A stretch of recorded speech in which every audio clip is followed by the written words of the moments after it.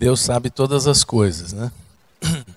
No final do mês passado, o pastor Humberto ligou para mim e perguntou se eu poderia trocar a escala com ele.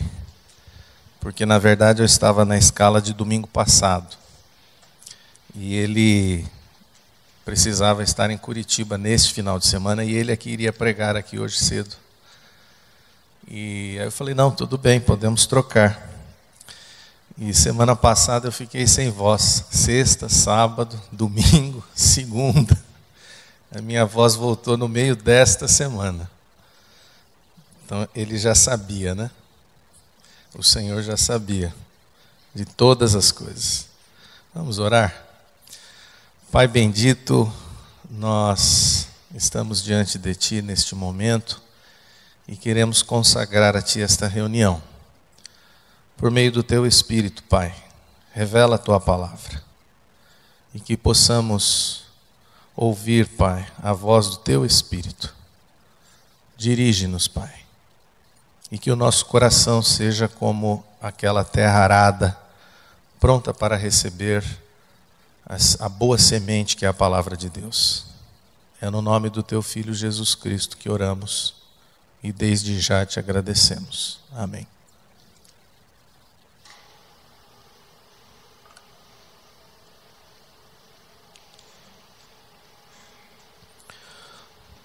Bom, a esperança dos que foram justificados. Vamos ler esse versículo de Romanos 5:1. Tendo sido, pois, justificados pela fé, temos paz com Deus por nosso Senhor Jesus Cristo.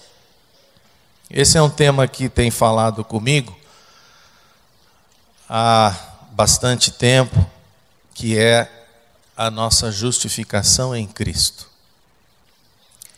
E é um tema sempre muito oportuno, porque quando nós falamos de justificação, quando falamos que somos justificados, nós estamos falando em oposição a uma outra palavra que se chama, ou que nós poderíamos dizer, de condenação. Então, enquanto falamos de justificação, o oposto é condenação. Tendo sido, pois, justificados, nós podemos dizer que não somos condenados. Então, isso tem realmente muita importância na nossa vida. E é através da nossa justificação que nós encontramos também libertação. Libertação em todos os aspectos da nossa vida. Então é por isso que mais uma vez eu gostaria de trazer a vocês uma palavra nesse sentido. Mas hoje falar um pouco dos efeitos que a justificação tem em nossas vidas. Qual é o fruto da justificação na vida daquele que crê, que morreu e ressuscitou com o Senhor Jesus Cristo? De maneira prática. Então eu lembrei aqui também de um outro versículo, que é João 3,18, que diz assim: quem nele crê não é julgado. O que não crê já está condenado. Então é muito sério isso, né? E que possamos, pelo Espírito de Deus, ter revelado isso em nossos corações no dia de hoje.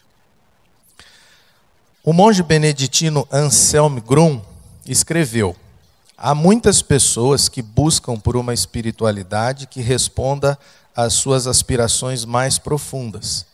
Dentre os muitos caminhos espirituais, questiona-se na maioria das vezes nossa ação. Como podemos nos abrir para Deus? Dificilmente se fala do agir de Deus em nós.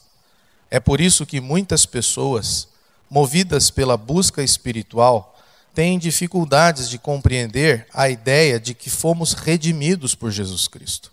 Elas se perguntam sobre o que poderá nos transformar hoje, mas não perguntam sobre o que fez Deus por nós em Jesus Cristo, no passado. As pessoas procuram por toda parte pontos de auxílio que as ajudem a viver. Percebem mais do que nunca ofertas psicológicas, ou procuram nas religiões orientais por técnicas que permitam viver de forma mais feliz e satisfeita. Muitos são os que não encontram qualquer caminho de redenção no cristianismo. Não ouvem a mensagem redentora e libertadora de Jesus a partir do anúncio e da praxis cristã. Esse texto, quando eu li, eu achei muito adequado, porque ele reflete exatamente a cultura que nós vivemos hoje. As pessoas, elas vivem, estão vivendo, mas elas sabem que existe um vazio dentro delas. E por conta disso elas procuram por alguma espiritualidade que vá preencher esse vazio. Só que como nós vivemos na cultura do mérito, o que acontece? Elas também acham que precisam fazer alguma coisa para alcançar este nível espiritual, achando que elas vão encontrar alguma coisa. Então elas saem em busca de algo. Porque na cultura que nós vivemos, que é a cultura do mérito, você precisa realmente buscar e fazer a sua parte. Dentro da sociedade, só tem valor quem tem mérito. Então é muito natural, dentro do contexto espiritual, as pessoas usarem desta mesma metodologia. O que eu preciso fazer para encontrar Deus? O que eu preciso fazer, como disse Anselmo Grum, né? para me abrir a Deus? Só que ninguém pergunta o que Deus já fez. E ninguém pergunta até por uma questão de ignorância, por ignorar a palavra de Deus. Então a questão não é o que eu preciso fazer para me abrir a Deus, o que eu preciso fazer para construir um caminho até Deus, mas é descobrir o que Deus já fez. E o que Deus já fez, Ele fez através do Filho. Isso pode até parecer uma coisa óbvia, mas até mesmo nas igrejas, como ele diz, às vezes as pessoas não encontram a mensagem da redenção. É uma coisa contraditória. Como que você pode estar dentro de uma igreja e não ouvir a mensagem da redenção? Mas a resposta eu acho que é muito simples. A mensagem da redenção, ela não dá ibope. O que dá ibope é a teologia da prosperidade.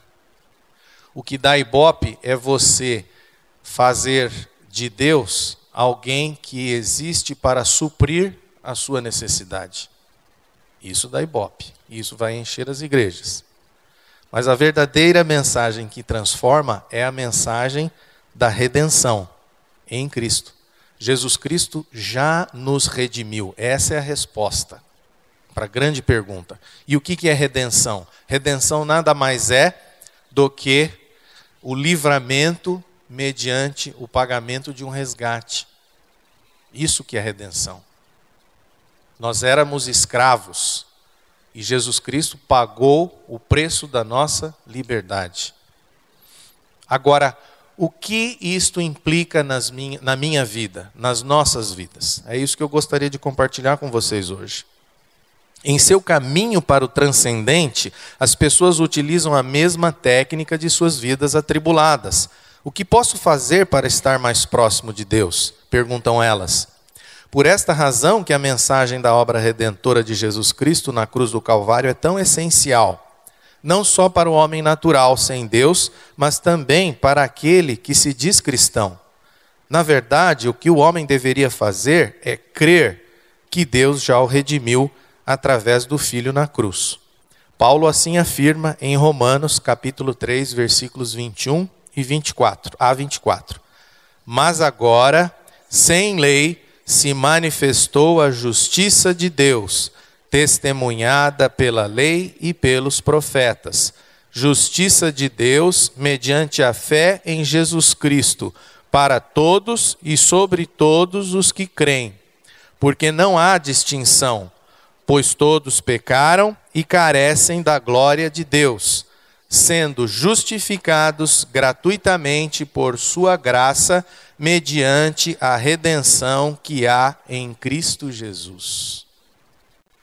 Que texto maravilhoso esse, né? Eu gosto muito desse versículo 24.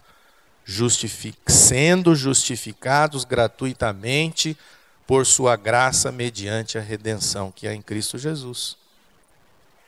Se nós tivéssemos entendimento do que isto representa nas nossas vidas, nós teríamos muito menos dificuldade de compreensão do Evangelho. A expressão justificados gratuitamente por sua graça significa que você foi aceito por Deus, independentemente de mérito ou de demérito. É isso que significa. E Paulo aqui, ele quer dar uma ênfase tão grande que ele fala, né? Sendo justificados gratuitamente por sua graça. Parece até que há um erro de português aqui, mas não há. É a ênfase que ele quer dar aqui. Nós fomos aceitos por Deus, independentemente do nosso mérito. E Deus nos resgatou e não exigiu de nós absolutamente nada, exatamente porque o preço foi pago pelo Filho. Isso que significa redenção. Então, na verdade, o que você e eu precisamos fazer para construir este caminho de espiritualidade, na verdade é uma pergunta forçada. Você não precisa construir, você precisa crer naquilo que Deus já fez por meio do Filho. Então, essa semana numa reunião eu até comentava, né? Se existe algo que eu gostaria de pedir a Deus, é fé para crer na palavra dele. O que nos falta é fé, porque nós somos, infelizmente, um povo incrédulo. A palavra de Deus já existe, já está aqui há tanto tempo. Só que nós temos dificuldade de crer nisto, de compreender isto, esta realidade. E o que nos falta é fé. A redenção de Cristo é importante porque tornou possível nossa justificação. É nela que a justiça de Cristo nos é imputada a nós, pecadores indignos. E toda a nossa culpa pelo pecado é perdoada. Precisamos compreender que Deus, por sua infinita graça, nos declara e nos considera justos, não porque somos merecedores, em razão da prática de boas obras ou por termos fé, mas única e exclusivamente em virtude do amor que Deus nutre por nós, mesmo ainda pecadores, manifestado no sacrifício de Cristo em nosso favor. Romanos capítulo 5, versículo 8. Mas Deus prova o seu próprio amor para conosco, pelo fato de ter Cristo morrido por nós, sendo nós ainda pecadores. Não existe nada que possa nos dar maior certeza e maior segurança da nossa salvação do que o grande amor que Deus tem por nós. É difícil você compreender isso, talvez até pelo seu passado. Deixa eu tomar um pouquinho de água. Preciso molhar minha garganta. Por quê? Porque a nossa história de vida, todos aqui tiveram algum pai. E talvez a sua história com o seu pai, talvez não tenha sido uma história de amor, mas uma história de embates, uma história de dificuldades. Então nós acabamos transferindo o modelo que nós temos do nosso pai biológico, ou até daquele pai biológico que nós não tivemos, para o nosso Pai Celestial. E é difícil compreender que Ele nos ama de maneira incondicional, que Ele nos ama não olhando para o nosso mérito ou para o nosso demérito. Por isso que você precisa crer na palavra mediante a fé. Se Romanos 5,8 está dizendo que Deus prova o seu próprio amor para conosco pelo fato de ter Cristo morrendo por nós, sendo ainda pecadores, amém. Isso precisa ser realidade na sua mente e no seu coração. Porque uma vez que for realidade no seu coração, isso vai gerar transformação na sua vida. Então você precisa tomar conhecimento da palavra e crer nela, independentemente da circunstância em que você vive ou da circunstância que você viveu, ou do tipo de relacionamento que você teve com seu pai. O nosso Pai Celestial se relaciona conosco desta maneira aqui. E também, um outro versículo que eu anotei aqui, que é João 3,16, que é conhecido nosso. Porque Deus amou o mundo de tal maneira que deu o seu Filho. É desta maneira que Ele nos ama. Mas o homem, o que acontece com o homem? Ele ignora este fato da redenção. Ele ignora este fato e busca a sua própria redenção em lugares, práticas e crenças que jamais poderão redimi-lo. E quanto mais ele procura, mais necessidade tem, pois não há nada neste mundo que irá satisfazer plenamente o vazio da alma. Jesus nos alertou quanto à nossa ignorância na palavra de Deus, em Mateus 22, 29. Errais, não conhecendo as Escrituras, nem o poder de Deus. Por isso que erramos, porque nós não conhecemos a palavra. Ignoramos a palavra. E aí o que o homem faz? Ao invés de procurar saber o que Deus já fez por meio do Filho, ele busca a sua própria redenção. Ele quer construir o seu caminho de redenção, achando que isto é possível.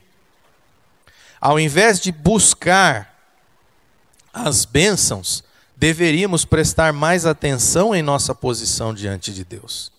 Não se trata do que podemos fazer para nos aproximarmos de Deus, ou o que fazer para sermos mais espirituais e assim alcançarmos suas benesses. Em primeiro lugar, o que você e eu precisamos saber é que nos encontramos em uma posição de total inimizade com Deus, por causa do pecado do primeiro homem Adão. Não podemos receber nada de Deus nesta posição de separados dele. É nesta hora que a redenção de Cristo faz toda a diferença, pois quando somos justificados, somos reconciliados com Deus. Você sabia que você foi separado de Deus por conta do pecado do primeiro homem Adão? Enquanto nós não tivermos esse discernimento, enquanto não compreendermos o malefício do pecado do primeiro homem nas nossas vidas, nós não vamos entender o que significa a redenção.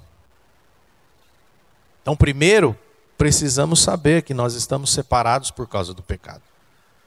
É aí que entra em cena esta questão da compreensão do que Deus fez por meio do Filho, do sacrifício de Jesus Cristo. Paulo diz lá em Romanos 5,12: portanto, assim como por um só homem entrou o pecado no mundo e pelo pecado a morte passou a todos os homens.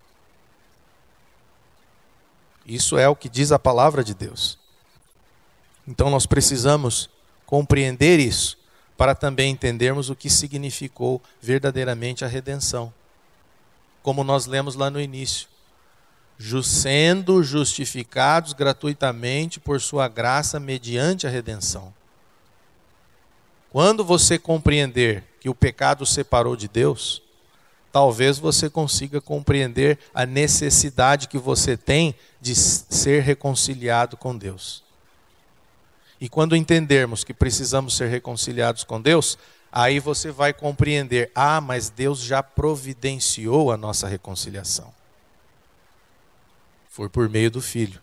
E agora então, sendo justificados, ou seja, agora então, eu sou considerado justo diante de Deus. O que significa ser justificado? Ser considerado justo, ser declarado justo.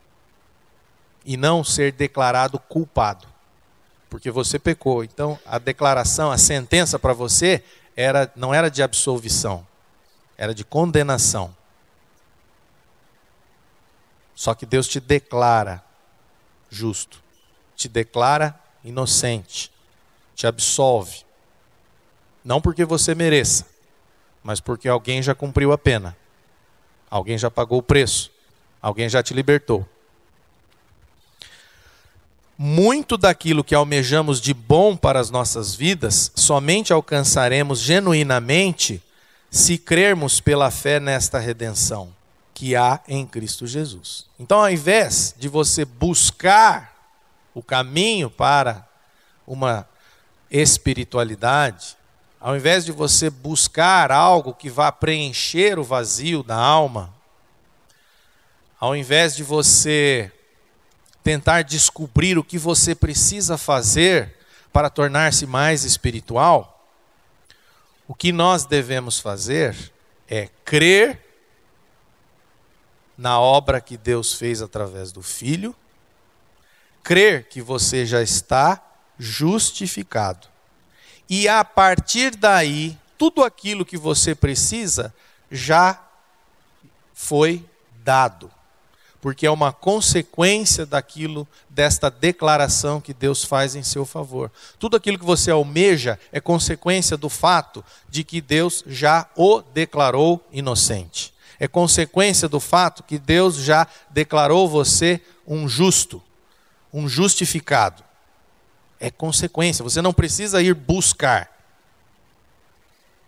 Deus já nos deu em Cristo.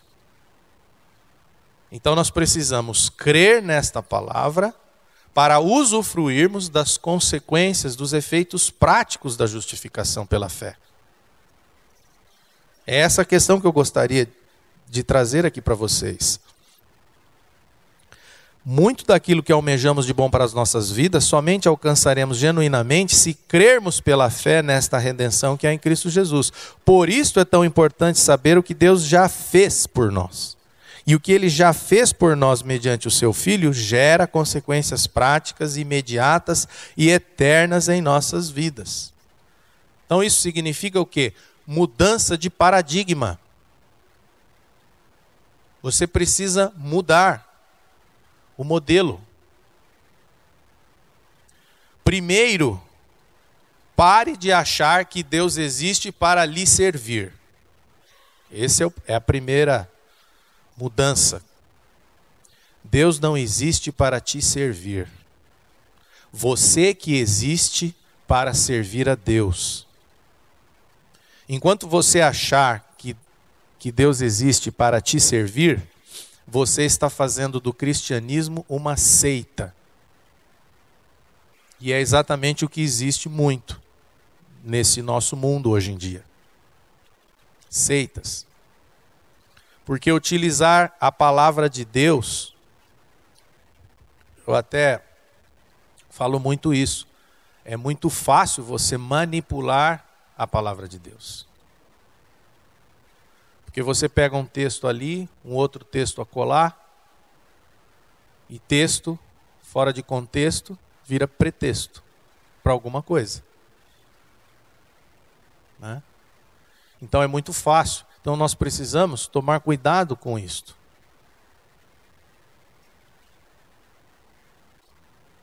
Então Deus não existe para nos servir.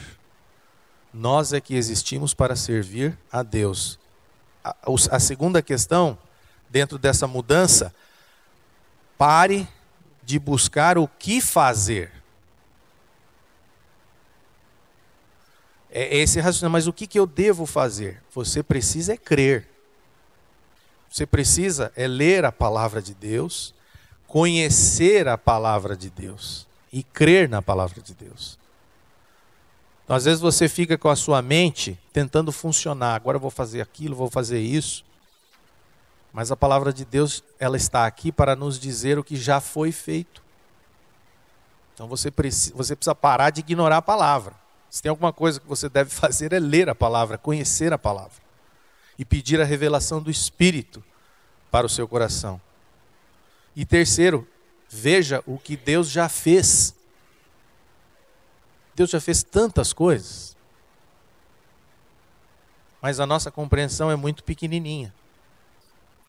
Então, o que significou a redenção de Cristo Jesus em minha vida? Significou que através dela você foi justificado. E uma vez justificado gratuitamente, agora existe um caminho que já foi delimitado por Deus. E é isso que Paulo fala agora, nesses próximos versículos que nós vamos ler. Paulo assinala algumas dessas consequências na vida daqueles que foram justificados mediante a fé. Romanos capítulo 5, versículos de 1 a 4. Tendo sido, pois, justificados pela fé, temos paz com Deus, por nosso Senhor Jesus Cristo, por meio de quem obtivemos acesso pela fé a esta graça, na qual estamos firmes, e nos gloriamos na esperança da glória de Deus. Não só isso, mas também nos gloriamos nas tribulações, porque sabemos que a tribulação produz perseverança. A perseverança é um caráter aprovado, e o caráter aprovado, esperança. Quantas coisas aqui nós vemos que Deus já preparou para nós a partir da justificação mediante a fé. Só que nós ignoramos tudo isso aqui.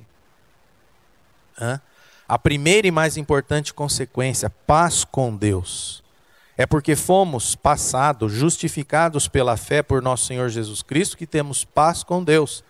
Portanto, a primeira lição que aprendemos é a de que tudo o que podemos receber de Deus, o recebemos por intermédio de Jesus Cristo. E a nossa reconciliação com Deus é o maior presente que poderíamos receber do Pai por meio do Filho. A reconciliação é algo que Deus já efetuou mediante a morte de Cristo. Paz com Deus, é isso que nós recebemos. Porque nós estávamos em inimizade com Deus por conta do pecado. E agora, quando somos justificados, a palavra de Deus diz que nós temos paz. Paz com Deus. Será que isso aqui não é talvez aquilo que de cada 10 pessoas, 10 estão procurando? Só que nós já recebemos esta paz com Deus. As pessoas estão cheias de culpa. As pessoas estão, mas eu não posso ir a Deus agora. Mas por quê? Porque eu já fiz tanta coisa errada.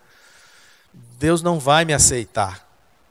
Quando as pessoas elas estão com esse raciocínio, Deus não vai me aceitar porque eu já fiz tanta coisa errada, qual que é o raciocínio que elas estão fazendo? Que elas podem redimir-se a si mesmas. Só que isso não existe. Ninguém pode fazer autorredenção. Mas esse é o raciocínio delas. Por causa da cultura. Porque é essa cultura que nós recebemos. Mas a palavra de Deus é contra a cultura. E a palavra de Deus diz que em Cristo você já foi redimido. E por conta do que Ele já fez, do que Deus já fez por meio do Filho, você agora tem paz com Deus. Então não é fazendo meditação que você vai obter a paz com Deus. Talvez você tenha uma paz interior. Não é fazendo yoga. Talvez yoga também dê uma paz interior, mas não paz com Deus. Paz com Deus é só por meio do sacrifício de Jesus Cristo. É só pelo sangue derramado. E o sangue derramado de alguém que não tinha pecado. Então, se você derramar o seu próprio sangue para fazer a redenção, a sua redenção com Deus, isso também não vai funcionar. Porque era necessário alguém que não tivesse pecado. Então, na verdade, na realidade, nós nunca encontraremos paz com Deus neste mundo. Você pode procurar, mas você não vai encontrar paz com Deus nesse mundo. Por quê? Onde é que nós encontramos a paz com Deus? E onde é que está escrito isso? Eu não coloquei no boletim, mas é João 16:33 que eu vou ler para vocês. Estas coisas vos tenho dito, para que tenhas paz em mim. No mundo passais por aflições, mas tende bom ânimo, eu venci o mundo. paz em mim. Jesus Cristo diz que nós encontraríamos paz nele. Então não adianta procurar paz em outro lugar. Por aqui também se depreende uma outra grande confusão na qual incorremos com relação a esta questão da paz. Muitas pessoas buscam uma paz interior, ou a paz de Deus para suas vidas, mas não sabem que antes precisam estar em paz com Deus. Somente tem paz, a paz de Deus, quem está em paz com Deus. Isso aqui é muito interessante. As pessoas estão buscando a paz de Deus, sem se aperceberem que estão em inimizade com Deus. Você só vai receber a paz de Deus se você estiver em paz com Deus. Então não adianta querer procurar em outras coisas, em outras crenças, ou em algumas práticas, esta paz interior. Tem um pregador que ouviu uma mensagem há algum tempo atrás que ele disse assim: paz interior é budismo. É qualquer outra coisa. Mas a verdadeira paz de Deus, nós a recebemos quando estamos em paz com Deus. E esse descanso que é a paz de Deus, esse descanso que às vezes nós precisamos, nós carecemos, porque realmente às vezes nós estamos muito agoniados, angustiados, com o coração apertado, buscando por essa paz interior. Mas isso é uma consequência da paz que nós temos com Deus. E é uma consequência daquilo que você crê. Por isso que se crê pela fé. Fala, mas é óbvio, né, Fernando? Não, tudo bem que é óbvio que se crê pela fé, mas é que tem muita gente que quer crer e sentir alguma coisa ao mesmo tempo. Você não vai crer sentindo. Essa semana uma pessoa me perguntou: mas a gente não precisa sentir alguma coisa? Graças a Deus que não. Porque sentimento tem algo a ver com a nossa alma. E fé é algo com o Espírito. E quando se crê pela fé, você não olha para as circunstâncias. Você olha para a palavra de Deus e você olha para o que Ele está dizendo. E o que Ele diz, você crê. Nisso aqui, eu posso confiar. Então eu tenho que olhar, colocar os meus olhos na palavra. E crer nela. Ela diz isso. As circunstâncias dizem outra coisa. Eu vou ficar com a palavra de Deus. Mas eu não estou sentindo, Fernando. Não tem problema. Confie na palavra de Deus. Porque é a palavra dele. Então se você ganhar essa dimensão, se eu ganhar esta dimensão, tudo fica mais fácil. Mas eu quero crer e sentir. Se eu não estiver sentindo é porque não está funcionando. Não é? Isso não é fé. E esta paz é fruto de nossa justificação pela fé, e não fruto de alguma ação de nossa parte em direção a Deus. Quem tem a paz com Deus pode receber a paz de Deus, que trata Paulo na carta aos Filipenses, capítulo 4, versículos 6 e 7. Não andem ansiosos por coisa alguma, mas em tudo, pela oração e súplicas, e com ação de graças, apresentem seus pedidos a Deus, e a paz de Deus, que excede todo entendimento, guardará o coração e a mente de vocês em Cristo Jesus. Amém?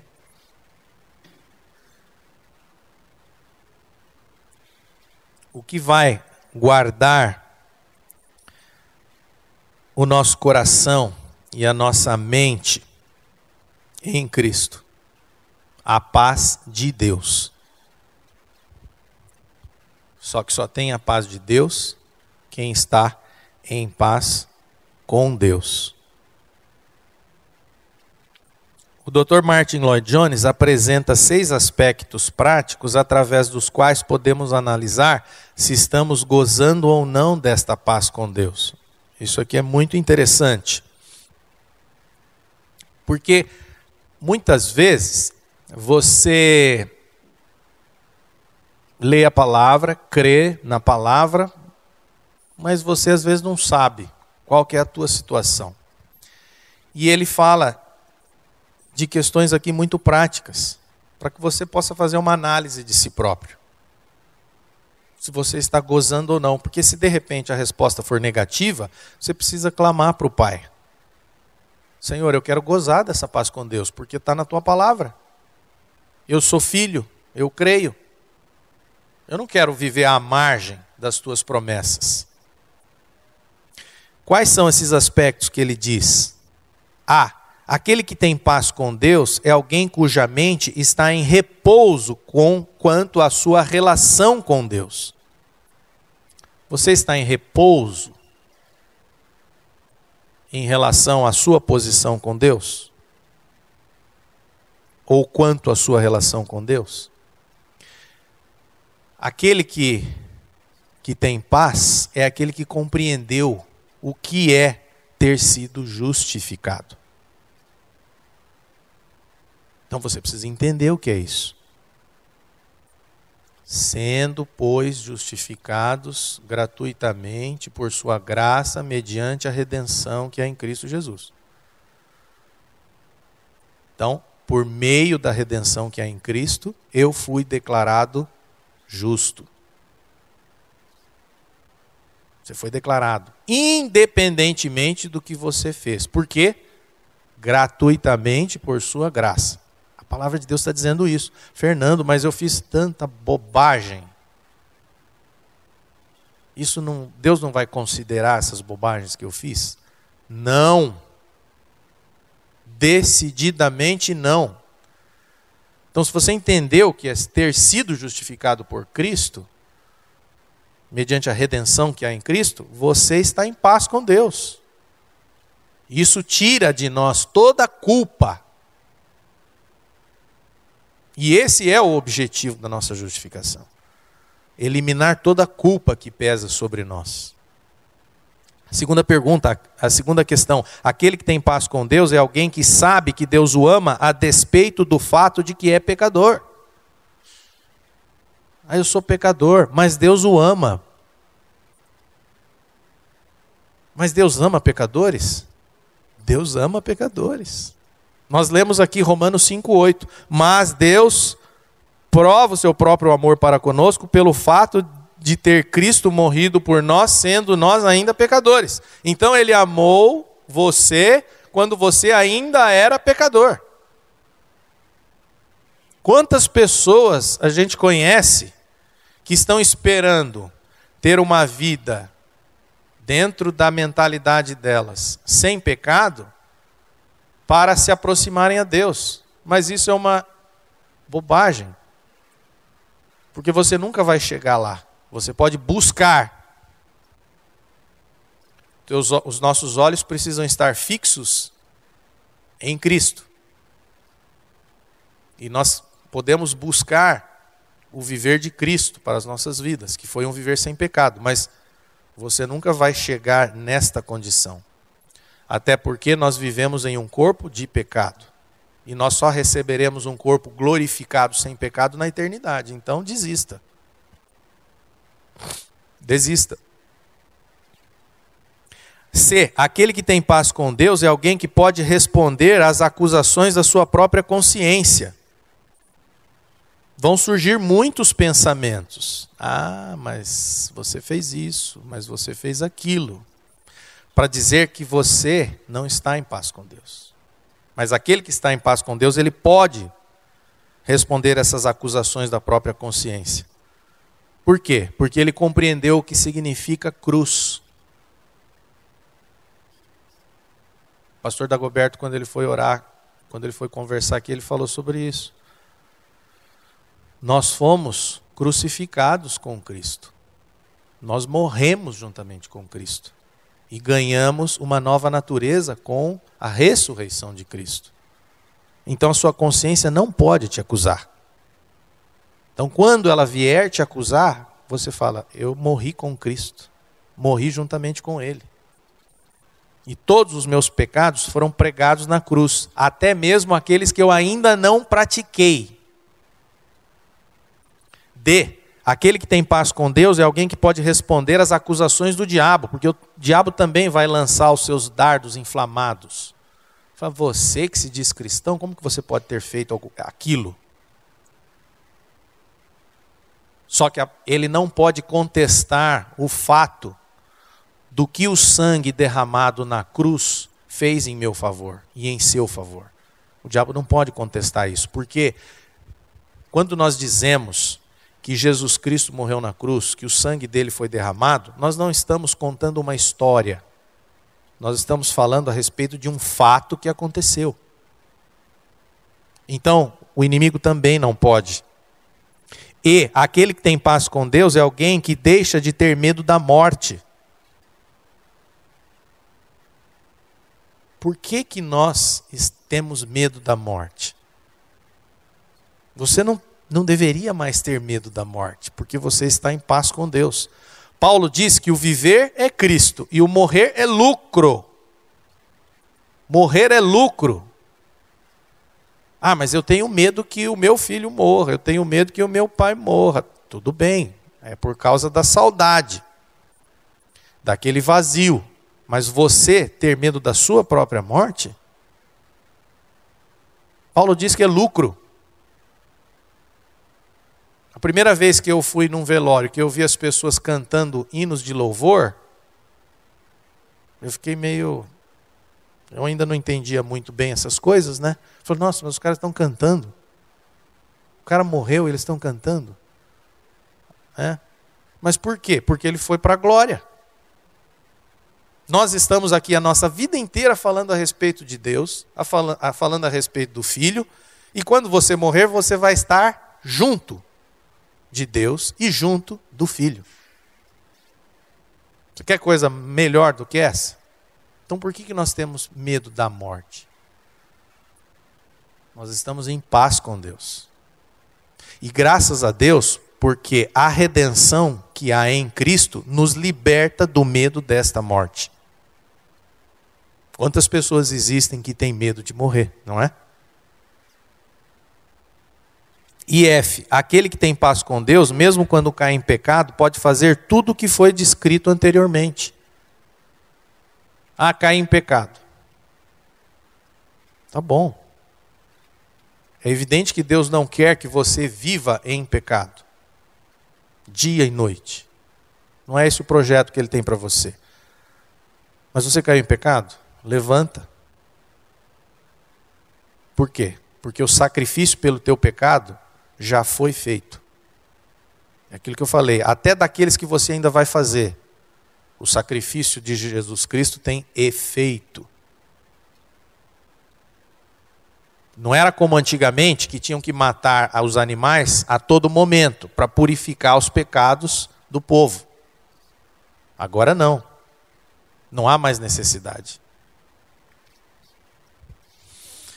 Quando você cai em pecado, você duvida da sua posição diante de Deus? Você duvida da sua salvação? Isso é uma mentira que o inimigo está tentando colocar na sua mente. Ah, eu cometi pecado, um pecado muito grave, Fernando. Eu não sou filho de Deus. Eu acho que eu não sou salvo. Isso é uma mentira do diabo. Não caia nessa. Deus não quer que você viva pecando. Mas é uma mentira do diabo, porque você já foi salvo. Então, elimine essa culpa que o inimigo quer colocar na sua mente e no seu coração. Você foi liberto. E o sangue de Jesus Cristo tem poder. Por pior que tenha sido o teu pecado. A segunda consequência da nossa justificação pela fé.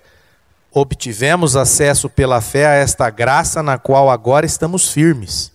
É por meio de Cristo que temos agora acesso à graça de Deus, a qual nos mantém firmes. Antes de sermos justificados, estávamos debaixo da ira de Deus, Romanos 1,18, e éramos tidos como rebeldes. Agora, justificados, Deus nos considera como filhos, como herdeiros, Romanos 5,9. Saber que Deus já nos aceitou em Cristo, apesar de nossos pecados, independentemente do que fazemos ou deixamos de fazer, só pode ser compreendido por meio da graça. Não existe outra maneira.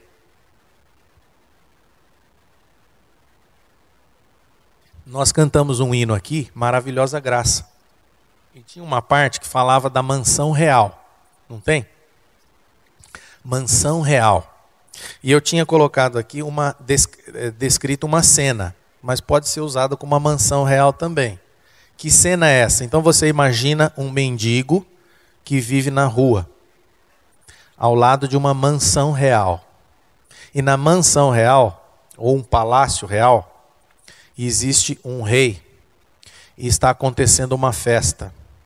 E servido um banquete. E alguém vem e o convida para entrar no Palácio Real. E você entra no Palácio Real, mas você é um mendigo. O mendigo está totalmente mal vestido, então dão a ele uma veste de festa. E ele entra e tem acesso à presença do rei. E ele senta à mesa com o rei e participa daquele banquete. Essa cena é fácil para nós entendermos o que é graça.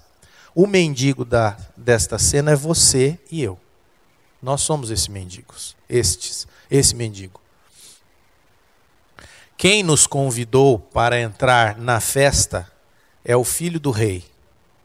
E o nome do Filho do Rei é Jesus Cristo. A veste que Ele colocou em você, para que você pudesse participar da festa, é a justiça de Cristo. Que nós somos revestidos da justiça de Cristo.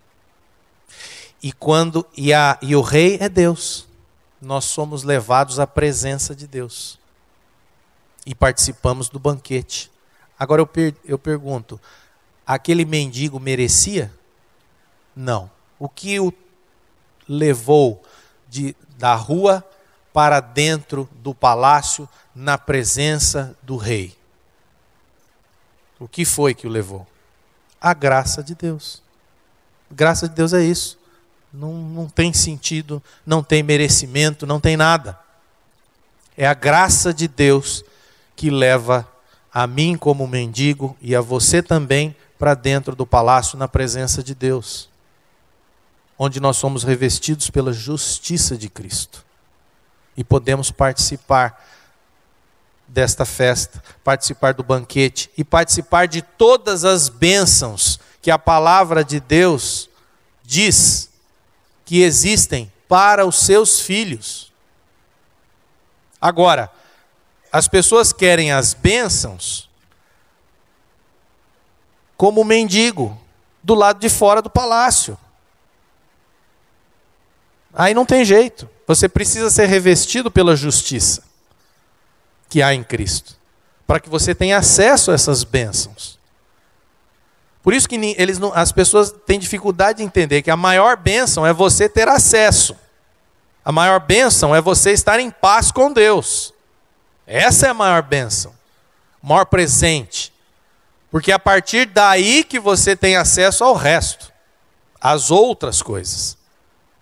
Agora não adianta você ficar como mendigo querendo usufruir da presença de Deus. Do lado de fora. Jesus está convidando você para entrar, mas você não quer, você quer continuar lá, fora. Tem uma outra expressão que eu gosto de usar, né? Às vezes você é um mendigo da história, às vezes você é o porco que está lá no chiqueiro. Estão chamando você para tirar você de lá, mas você quer continuar lá no chiqueiro. Você gosta daquilo, né? Só que você não entendeu, o porco que vive no chiqueiro, ele não sabe ainda o que existe fora do chiqueiro. Ele acha que a vida é aquilo ali. Comendo aquilo ali. E nós às vezes somos assim, né? Nós achamos que a vida é aquele chiqueiro e nós devemos comer aquilo ali. E existe algo muito melhor que Deus tem para cada um de nós. Tudo que recebemos de Deus é absolutamente imerecido. Graça é algo que resulta do exercício do amor espontâneo de Deus por nós. Além de termos acesso a esta graça, é nela que somos firmados. Nossa segurança está na certeza da graça de Deus e não nas circunstâncias que envolvem nossa vida. É por isso que não devemos ficar ansiosos pelo dia de amanhã. Mateus 6, 31 a 34. Não é pelo nosso mérito que Deus nos trata como filhos. Não é pelo mérito que Deus o considera como filho.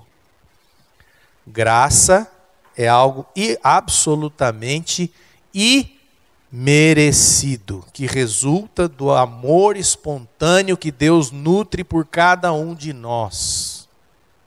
Isso é graça. Então não há como ficar olhando as circunstâncias.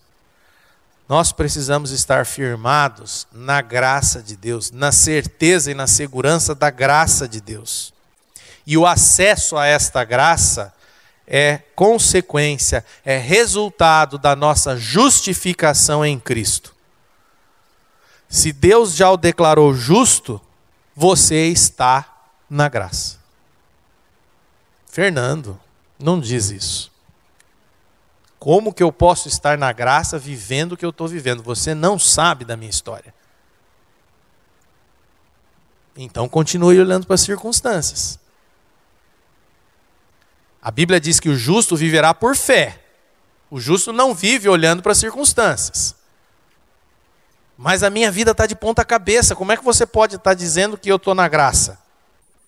Porque o oposto da graça, o sinônimo da graça não é uma vida isenta de problemas, de dificuldades. Sinônimo da graça não é ganhar na loteria esportiva.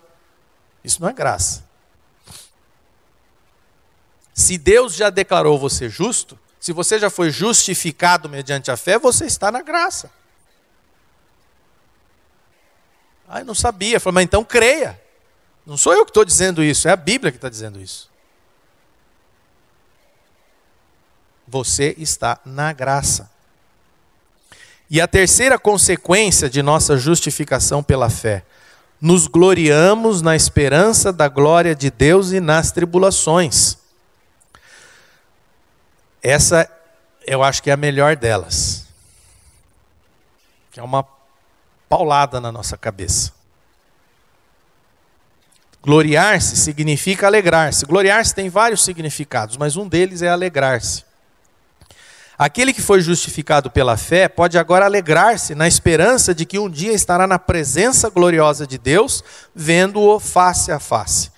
Também pode agora alegrar-se nas próprias provações e dificuldades da vida, pois sabe que elas têm um propósito divino para aquele que foi justificado.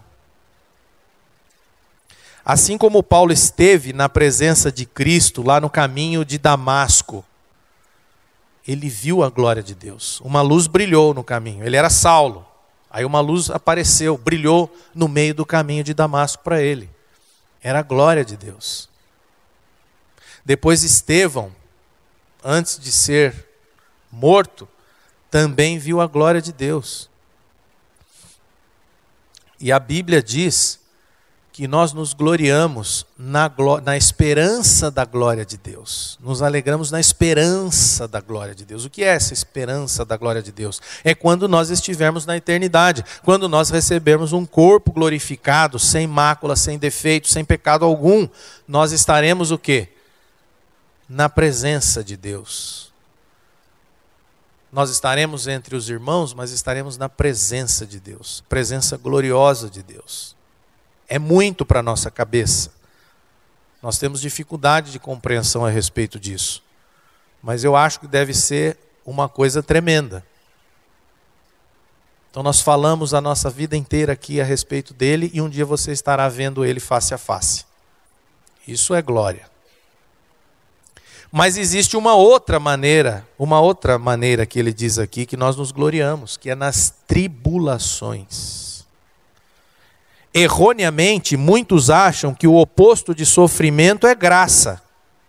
Ou seja, se uma pessoa está sofrendo é porque não está na graça.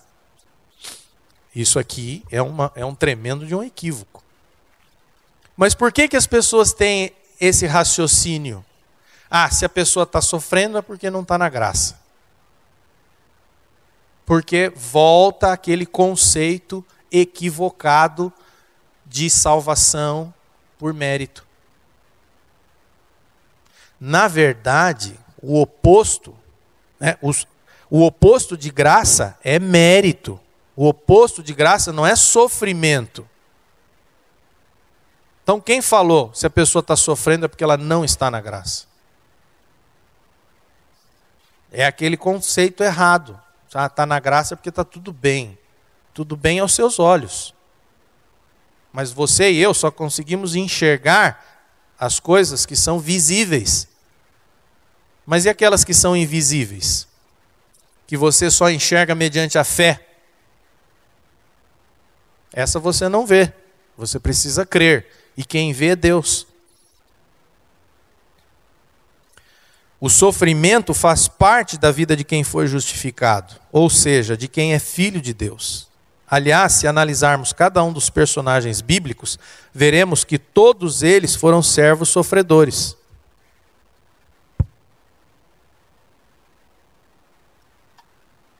Ou será que eu estou falando alguma mentira aqui? Pegue qualquer um na Bíblia e encontre um que foi isento de sofrimento. Então, eu coloquei 4 aqui na minha anotação. José do Egito. O que aconteceu com José do Egito? Era odiado pelos irmãos, foi vendido para os mercadores, assediado pela mulher do patrão e foi acusado injustamente e preso. Será que ele sofreu? Tinha motivos para sofrer? Tinha motivos para ficar rebelde contra Deus? Falar, Senhor, por que esses meus irmãos ficam todos contra mim? Ele não ficou reclamando para o Senhor. Aí depois jogam ele lá numa cisterna seca. Depois vendem ele. José era alguém que tinha muitos motivos, ou motivos de sobra, para ter trauma.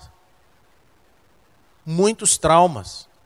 Esse era um caso típico de alguém que poderia até procurar por ajuda. De um terapeuta, de um psicólogo, aconselhamento pastoral. Porque foi vendido. Você imagina os seus irmãos venderem você para os mercadores. Você se sentiu o pior de todos. Mas ele prosseguiu. Ele não ficou reclamando, murmurando. Ele continuou a vida dele. Aí foi lá com o patrão, com Potifar. Aí a mulher vai lá e assedia ele. Depois acusa ele injustamente. Ele vai para a prisão. Um outro aqui, Abraão. Será que Abraão não sofreu? Deus diz para ele deixar a parentela. Deus diz para ele que ele deveria sair de onde ele estava. Depois vocês sabem, a mulher dele era estéril. Deus faz uma promessa, aí dá um filho, ele fica todo contente, aí Deus fala assim, agora vai lá e sacrifica o teu filho. Ele tinha motivos para sofrer? Jó perdeu patrimônio, filhos, perdeu saúde. E Estevão, que morreu apedrejado.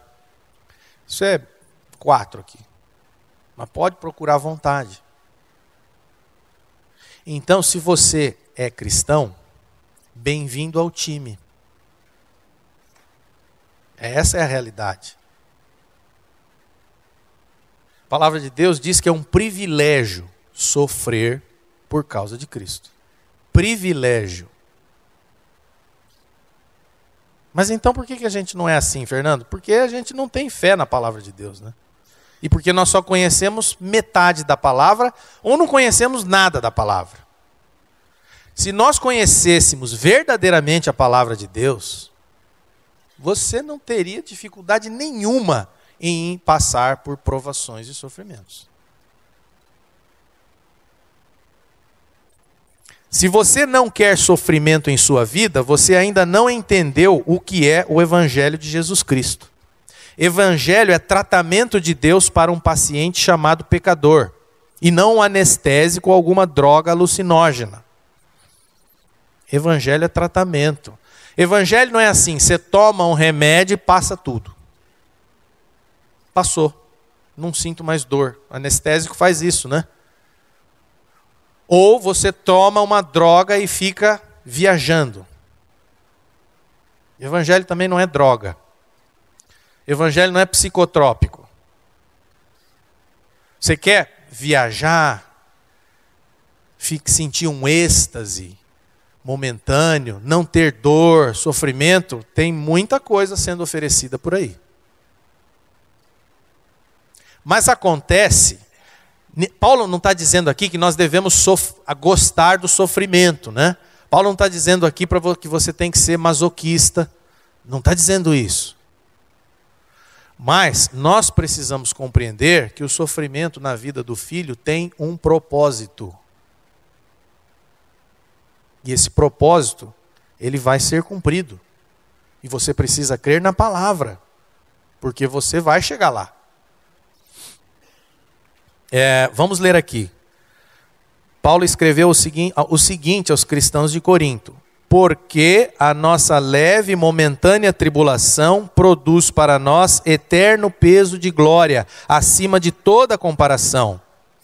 Depois também 2 Coríntios 12:10.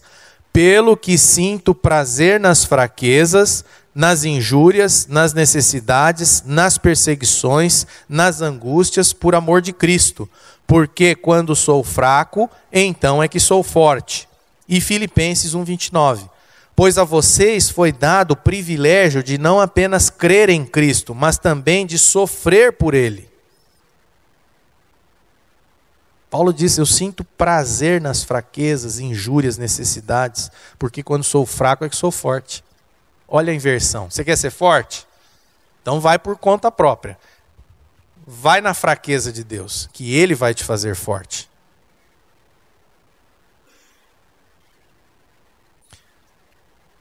E por que gloriar-se nas tribulações? Por quê? Aí é que vem o método de Deus. Porque sabemos que a tribulação produz perseverança. A perseverança é um caráter aprovado. E o caráter aprovado, esperança. A tribulação para aquele que foi justificado não representa um ônus, mas a certeza do agir de Deus em sua vida. É na tribulação que podemos enxergar a nossa verdadeira condição de falidos. Isso aqui é complicado, porque a nossa tendência não é de nos enxergarmos como falidos, como incapacitados. A nossa tendência é sempre de acharmos que somos bons, que somos pessoas boas, que somos fortes. Só que quando vem a tribulação, é aí que você vê que você realmente precisa de Deus. Quando vem a provação, a dificuldade, o sofrimento, é aí que você dobra o joelho. É ou não é? Eu sou assim. É na dificuldade. Quando não tem dificuldade, você parece que Deus fica em segundo plano na sua vida, na minha vida. Mas a gente dobra o joelho. E ele diz: a tribulação produz perseverança. Perseverança, experiência. Experiência, esperança. Então, para que a gente tenha esperança, a gente vai passar pela experiência, pela perseverança e pela tribulação. Algumas versões dizem: a tribulação produz resistência. A resistência produz um caráter aprovado. Ou um caráter provado. E o caráter provado, esperança. Longe de atuarem contra a nossa esperança, as tribulações a promovem. Dentro do método de Deus, as dificuldades produzem resistência, a resistência produz caráter e o caráter produz esperança. Que esperança é esta? Então, Fernando, a Bíblia está dizendo que a tribulação vai produzir resistência, um caráter aprovado, de esperança. Na minha vida é que esperança? Romanos 8, versículos 38 a 39. Porque eu estou bem certo de que nem a morte, nem a vida, nem os anjos, nem os principados, nem as coisas do presente, nem do porvir, nem os poderes, nem a altura, nem a profundidade, nem qualquer outra criatura poderá separar-nos do amor de Deus que está em Cristo Jesus, nosso Senhor. Nada pode nos separar do amor de Deus que está em Cristo Jesus, nosso Senhor. Nada. É o que Paulo está dizendo. Essa esperança. Agora, às vezes, nós precisamos passar por momentos de dificuldade para chegarmos a esta realidade aqui. Podemos gloriar-nos nas tribulações porque a nossa fé nos habilita a ver estas dificuldades e tribulações de maneira diferente. Você tem que pedir a Deus para que Ele revele ao seu coração, mostre para você, para que você, por fé, possa compreender e ver a dificuldade de forma diferente. A fé vai nos habilitar a ver o sofrimento de maneira diferente. E quando nós lemos aqui resistência, nós já estamos terminando, tá? Quando nós lemos aqui em resistência, eu lembrei de quando eu era adolescente, eu fiz natação. E existia um apetrecho que a gente usava para aumentar a resistência da água, que era o palmar. Então você nada normalmente, aí você põe um palmar, é uma placa na sua mão, uma placa quadrada, normalmente presa a um elástico. Nadar com palmar é muito difícil, porque você tem que fazer muita força, porque cria muita resistência na água. Só que tem o efeito disso. Você fortalece a musculatura e você melhora o teu desempenho. Então, quando eu li essa outra versão, achei bacana isso, porque a tribulação, a dificuldade, porque o palmar era uma dificuldade para nadar. Quem nadou aqui deve ter usado palmar também. E ele aumenta essa resistência. E essa resistência, uma tradução diz, produz um caráter aprovado, ou um caráter provado, ou um caráter, né? E ele realmente, ele gera um efeito diferente no seu desempenho, estou falando dentro da piscina, né? Então é isso. Esse é o efeito das tribulações na vida do cristão. Não olhe para o sofrimento, para a dificuldade, para a provação, como um castigo de Deus. Deus o ama com amor incondicional. Ele não é um Deus que te castiga, pelo amor de Deus. Sofrimento para quem é filho não é castigo, é tratamento. E que filho há que o pai não corrija, diz a palavra de Deus. Nós precisamos de muita correção às vezes do nosso pai. Mas correção com amor. Correção com amor. É esse o método de Deus. Só que a correção com amor vai passar por sofrimento, por dificuldade. Agora, você é filho ou você é bastardo, como diz a palavra? Eu creio que eu sou filho. E quem é filho está na graça. E o que é necessário para ser filho? Crer. Pela fé na obra redentora de Cristo Jesus. Crer que você foi justificado gratuitamente pela graça. A mesma esperança do profeta Abacuque, no capítulo 3, versículos 17 e 18. Ainda que a figueira não floresça, nem haja fruto na vide, o produto da oliveira minta, e os campos não produzam mantimento, as ovelhas sejam arrebatadas do aprisco, e nos currais não haja gado, todavia eu me alegro no Senhor, exulto no Deus da minha salvação. Ah, mas não tem nada lá, não tem figueira. A figueira não floresceu, não tem fruto na árvore. Os campos não estão produzindo nada. As ovelhas foram arrebatadas. Fernando, você quer que eu me alegre no Senhor? É porque você não pode olhar para essas coisas. Você tem que olhar para Cristo e crer na palavra de Deus. Por quê? Porque você só vai obter a esperança passando pela experiência, passando pela perseverança, passando pela tribulação. Por isso que ele diz aqui, que o resultado da justificação pela fé é gloriar-se nas tribulações. Você crê que foi justificado? Então você pode gloriar-se nas tribulações. Porque as tribulações têm um propósito, que é gerar em você esperança. E isso vai fazer toda a diferença. Então pare de olhar para as circunstâncias e olhe para quem justificou você. E olhe na palavra. Lembre-se, o caminho para a verdadeira espiritualidade não precisa ser construído por nós, porque já nos foi dado por Deus na redenção de Cristo Jesus. E uma vez justificados gratuitamente, estamos em paz com Ele e temos alegria, até mesmo nas provações, pois elas vão produzir esperança. Portanto, procure enxergar sua vida com os olhos espirituais da fé, recebidos em Cristo Jesus. Graças a Deus pelas tribulações, pois elas são prova do amor do Pai por nós e atestam que Ele está agindo em nossas vidas. Amém? Amém. E um último versículo que eu anotei aqui, o Salmo 119, 71, diz assim: foi-me bom ter eu passado pela aflição, para que aprendesse os teus decretos. Amém? Que o Espírito do Senhor possa revelar isso aos nossos corações.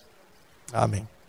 A mensagem que você acabou de assistir faz parte do Ministério de Comunicação Palavra da Cruz. Temos um grande acervo de estudos bíblicos em áudio e vídeo.